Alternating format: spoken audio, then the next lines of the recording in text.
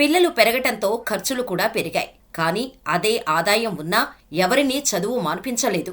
ఉన్న డబ్బునే అడ్జస్ట్ చేస్తూ కూతుర్లను చదువుకు పంపించేవాడు. తమ కోసం తండ్రి పడుతున్న కష్టాన్ని కళ్లారా చూసిన ఆ 7 అక్కా చెల్లెళ్ళు చదువుని ఏనాడూ నిర్లక్ష్యం చేయలేదు. కష్టపడి చదవటం మొదలుపెట్టారు.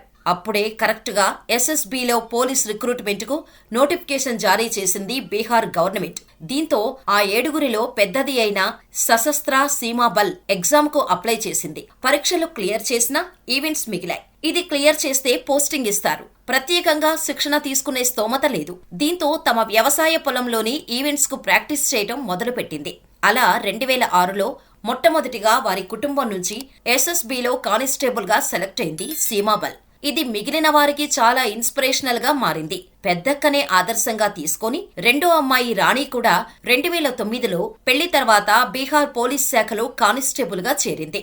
అలా ఒకరి తర్వాత మరొకరుగా అందరూ పోలీస్ సంబంధిత పోస్టుల్లోనే జాయిన్ అయ్యారు.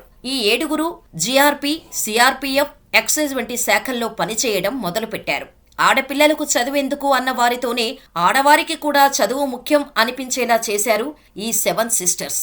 ప్రేమ, పెళ్లి, ఉద్యోగం, ఆరోగ్యం ఏ సమస్యలైనా కేవలం మీ ఫోటో మరియు చెయ్యి చూసి సంక్రాంతి వరకు ఉచితంగా జ్యోతిషం చెప్పబడును. ఈ కింది నెంబర్ను సంప్రదించండి.